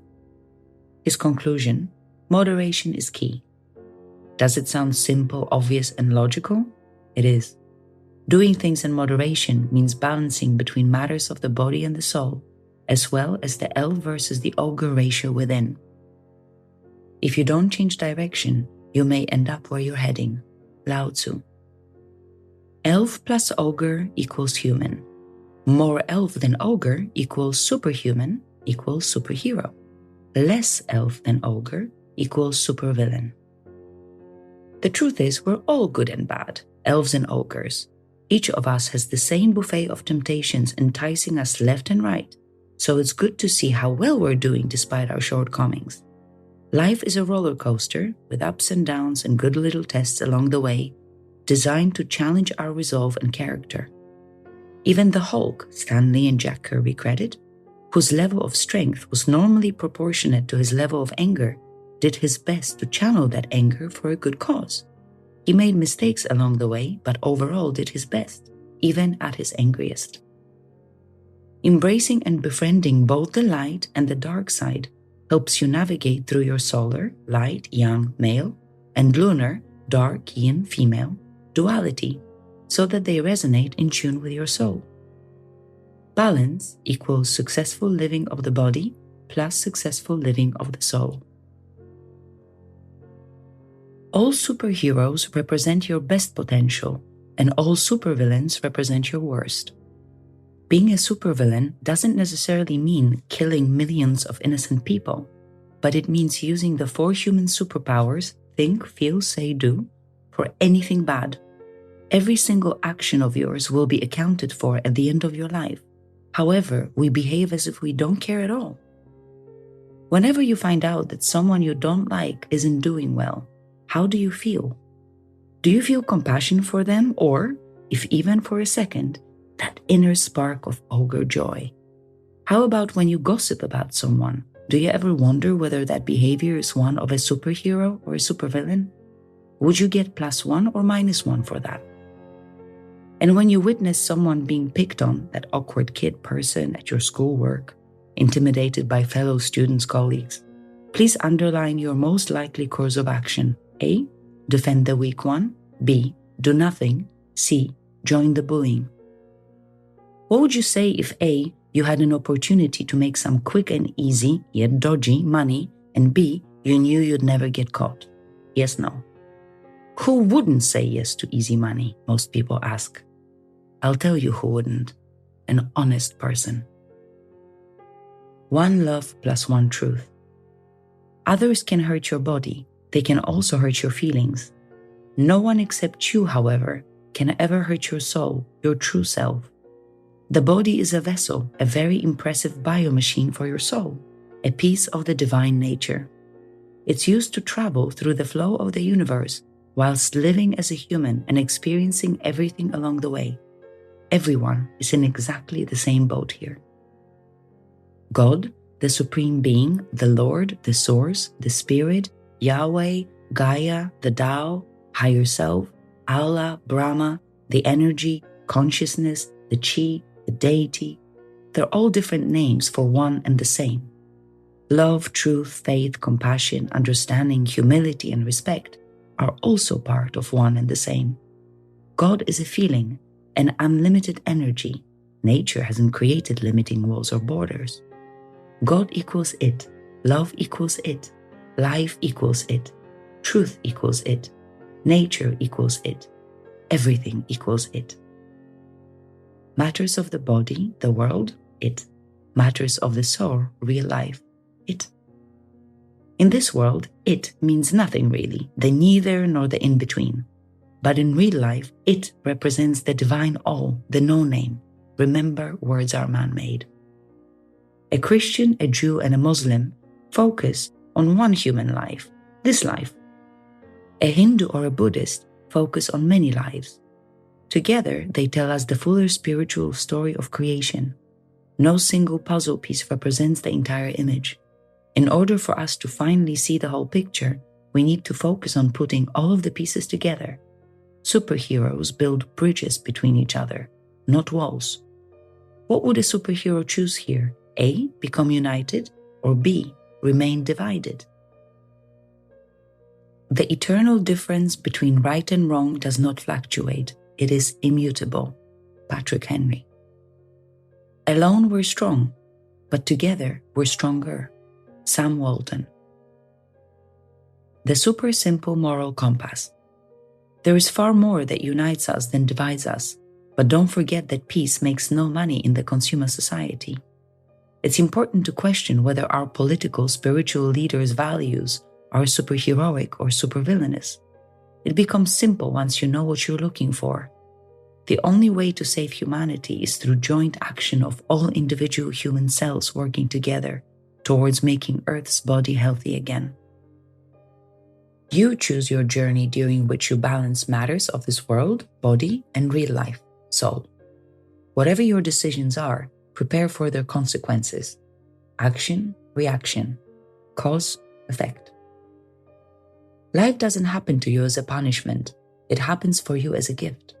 Your soul is hitchhiking in the body you've been assigned to see what you do with it, what you'll learn, and what your final score in this round will be on the superhero versus supervillain chartboard. We have 2 ears and 1 mouth so that we can listen twice as much as we speak. Epictetus. Thoughts are your soldiers, and you're meant to be their general. All 4 human superpowers are supposed to follow your orders, as you're your body's leader and not the other way around. On the super scale, 10 being super much, how much power, control do you have over your human apparatus? Why? A wise man speaks when he has something to say. A fool because he has to say something. If you think of your words and actions being tattooed and visible on your body for others to see, would you still be saying or doing the things you normally say and do? Yes, no? Logic is the beginning of wisdom, not the end. Leonard Nimoy. Part 10. Logic is crucial to get you from A to B in an incorrupt manner. You should make use of it even if only to remind yourself not to make permanent decisions based on temporary emotions. Certain mistakes can be unmade. As for your place and the bigger meaning of your existence, apart from belonging to the Earth family, each one of us is an actual puzzle piece within the universal being's body, a cog within the living vessel, a part of one and the same. Like a blood cell, both red and white, is part of your body. You are a part of this universal collective consciousness. Our job is to make sure that life within it is healthy. We have a sole mission to do what we can to help it run smoother, whilst building bridges between each other. You only become a brick in the wall if what you stand for is a message of division. Some people can read War and Peace and come away thinking it's a simple adventure story.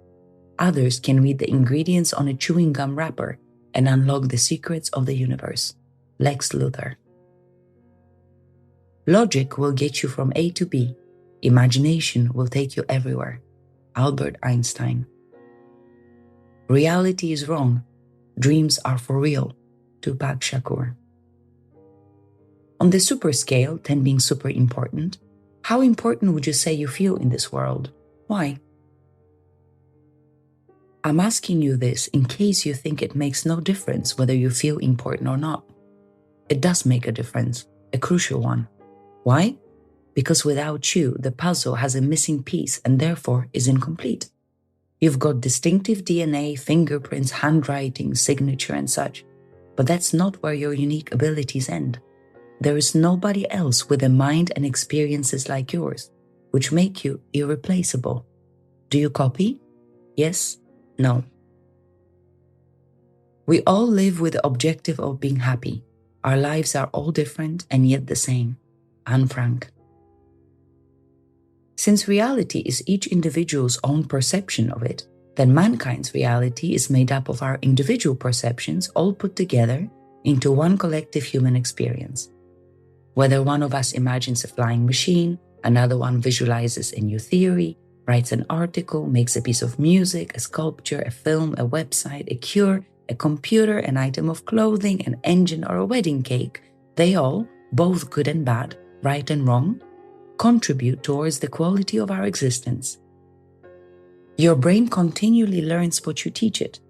Teaching it about stress, doubt, or regret doesn't seem like a comforting perception of human life, does it? Imagine if the great scientists, painters, or entrepreneurs hadn't stretched their own minds into the new and unknown places with their brave ideas, thoughts, and philosophies. If they hadn't dared to be different and curious, where would we be now? A man may die, nations may rise and fall, but an idea lives on. John F. Kennedy. Everything around you, as well as all the imaginary worlds, alternate realities, fairylands, fantasy dimensions, games, melodies, poems, films, buildings, apps, tools, have all come to life right here, in this realm of ours, all born from our imagination. Aren't humans great? The power of the mind is measured by the depth of our beliefs. By believing strongly, we can even create miraculous recoveries, phantom pregnancies, placebo effects. We're that powerful. Unexplainable magic of all kinds happens when we allow our minds to run free and let the universe work its path. Most of what goes on inside your mind stays there. Nobody has the slightest idea about the real you, your distinctive beliefs, hopes, dreams, and anything else you can think of, literally. In our society, worrying takes up a great deal of our time. Most of the things we worry about never even happen, so imagine how much of our energy and despair is spent on something that isn't true. Everyone else out there is also carrying this entire complex world within their own individual imaginations. Don't judge a book by its cover. Now, multiply it by a few billion. The more individual human beings have happy experiences, the happier mankind becomes. It's not a maybe, it's a certainty. There is a difference between being busy and being productive, and in the consumer society, many are going nowhere and achieving nothing fast. Yet our dream of peace and unity is bigger than ourselves or our immediate needs, and it will take time to achieve. Therefore, before we even attempt to walk, we first need to learn how to crawl. The mission to save humanity requires your A, patience, quality over quantity, B, persistence. Superheroes never give up. At times, when happiness evades us, we've lost hope yet still try really hard to make others happy. We may find we're unable to do so. Why is that? It could be because often you can't give something you don't have. We hurt each other because we ourselves are hurting, offloading some of our pain onto others, and so automatically adding -1s to our and their suffering. Size-wise, humans are limited. Our imagination isn't though, and we've proven it time after time, civilization after civilization. Together, we can create positive change. The power of any master depends on the number of their followers. So in order for peace to win and become the world's master, we all need to act accordingly within the laws of peace. We can't force peace. We can only embody it. Please take care of your mind and learn how to operate it, because it is too powerful to be left unsupervised. In the control of the wrong person, it becomes a weapon of mass destruction, starting with you. Superheroics doesn't want to control your mind. It's here to free and protect it from those who do. For your imagination is a far greater superpower than the ability to fly, walk through walls, or shoot laser beams from your eyes. Your imagination is how dreams come to life. Scientifically speaking, all humans are made out of the same ingredients as each other, even the same components as stars and planets, with all the tiny atoms flying everywhere, the waves, the energies, and so many other pieces that make up one and the same. Let's add all of it into our reality's vision. Just because we can't see it doesn't mean it's not there. In order to save mankind, do you think you could put any of your remaining ogre-full opinions aside in order to work together towards a peaceful future? Only united, our puzzle pieces make a whole. We're far more interdependent on each other than we think. To remind you of what your true self already knows, you have all the ingredients, skills, and talents you may need. Now you can take control of whichever dish of a life you cook for yourself.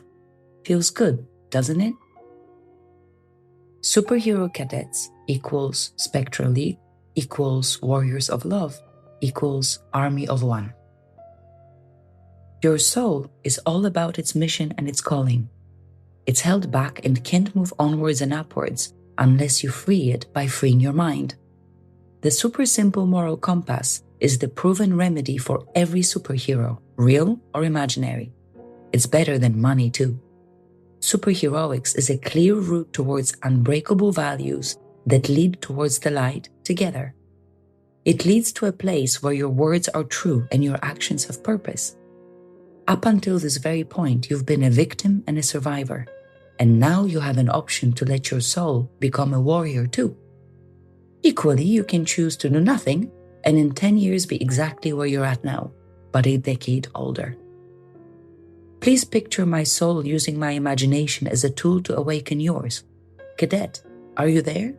Do you copy?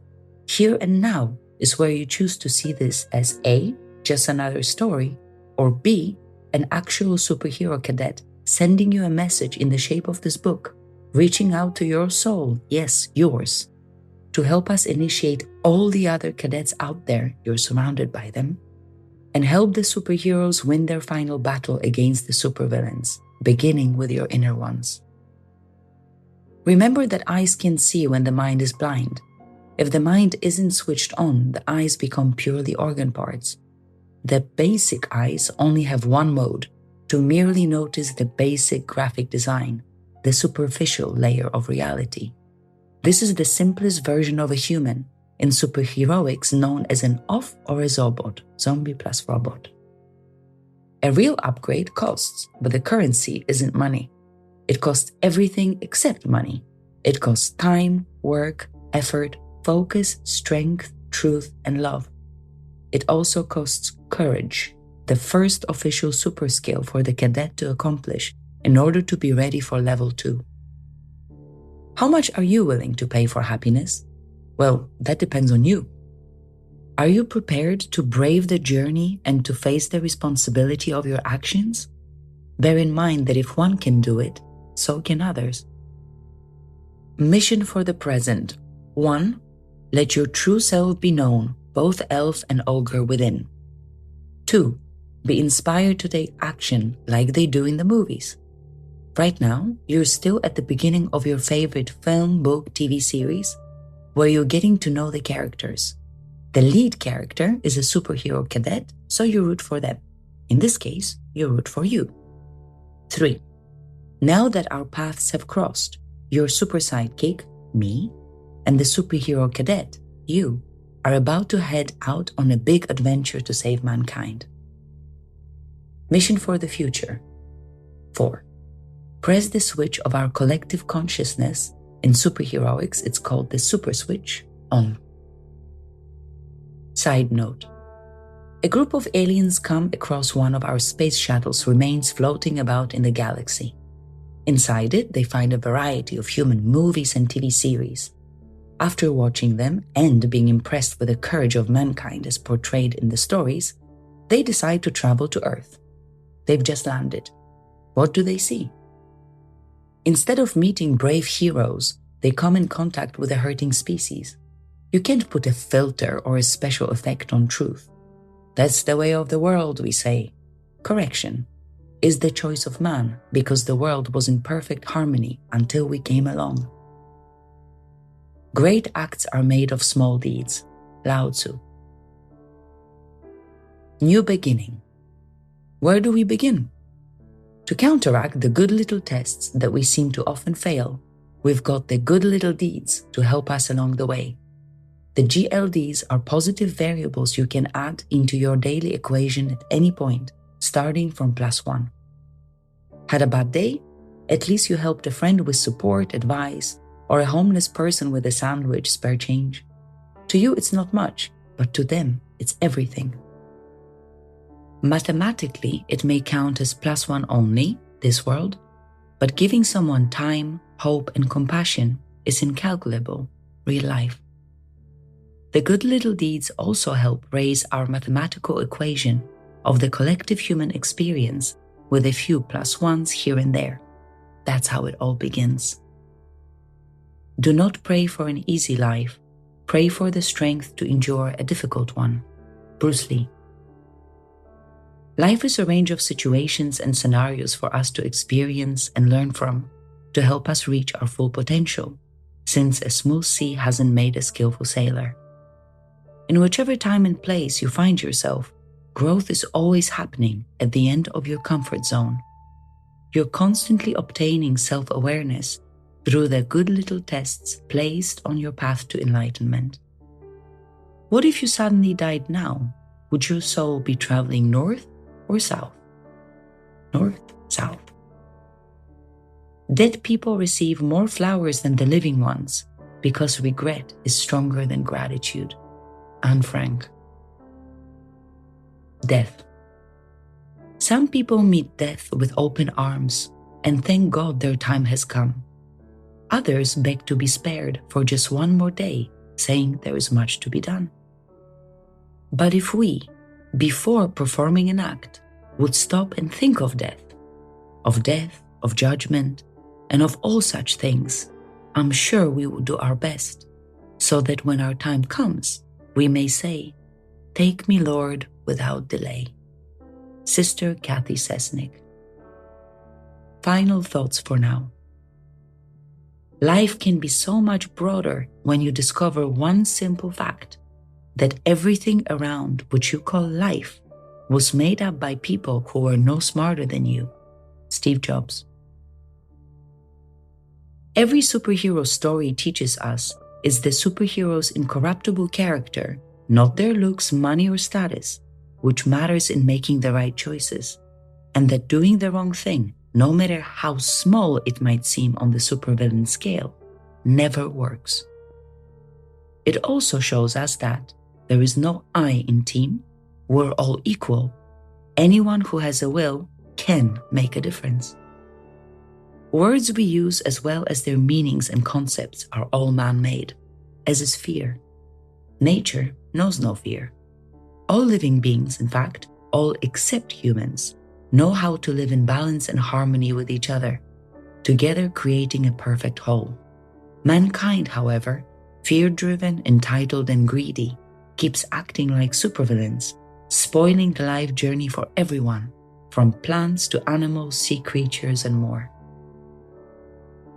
Superhero cadets know that evil is man-made too, which, like cancer and/or virus, has been spreading amongst us since the dawn of man, when people chose to start doing the wrong things.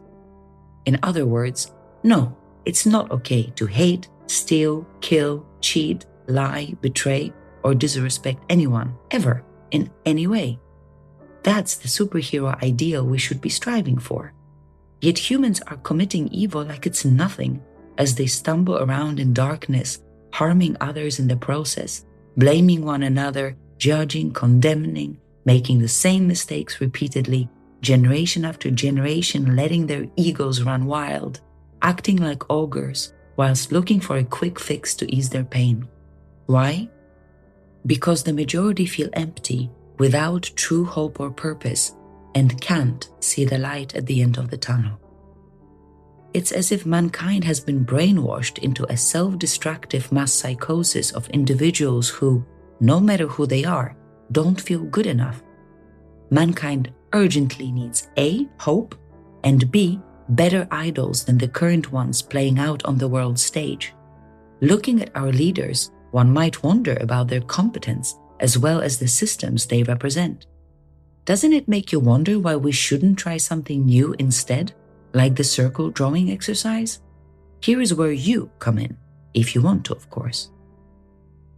Faulty tools produce faulty results. Jordan Peterson.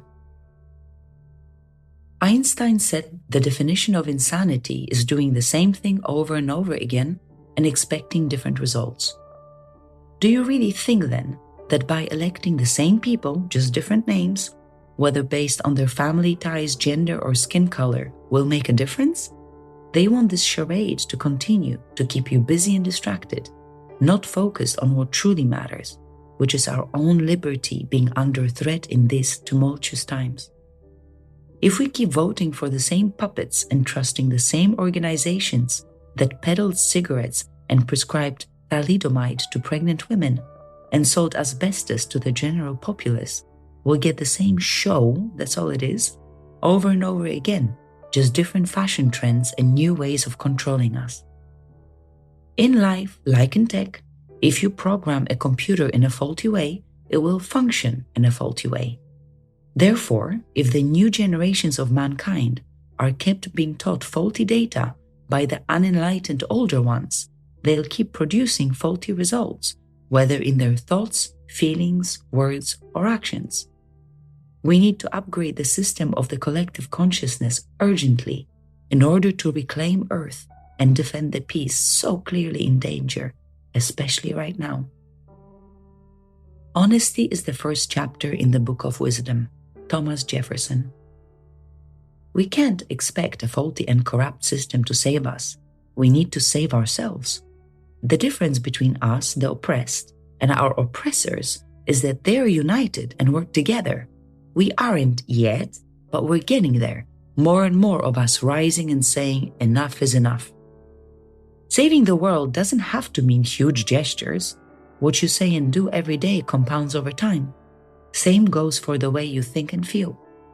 If you're nice to one person a day, whether you give up your seat to an old person on the underground, help a neighbor with their groceries, smile at a stranger, text a friend, asking how they're doing, that's 365 people per year whose lives you impact positively, and plus 365 points added to the equation of our existence. The energy you put out into the world is the energy you create within your mind. What world are you creating within and around you? One of peace and possibilities, or one of hurt and destruction? Our lives begin to end the day we become silent about things that matter. Martin Luther King Jr. The world is aching, and it needs our help. When Martin Luther King Jr. made his famous "I Have a Dream" speech, do you think he envisioned the world as it is now? We can't keep our heads in the sand hoping someone will find a way. We have to be that someone. The rise of the global resistance is happening as you read this. The Great Rescue, Operation Earth 2.0. At this moment in history, you're presented with a choice. Which side are you on? Do you choose to act like a courageous superhero who heals and brings hope? Or a fearful supervillain who harms and brings pain? Please remember that what happens next is up to you. Hope is the most precious gift you can ever give to another person. Hope sparks faith. Faith sparks action. Action sparks change. A positive domino effect that begins with a kind word. Plus, one day will all be nothing but a story. Make sure yours is an uplifting one. Czesław Slania. To be continued.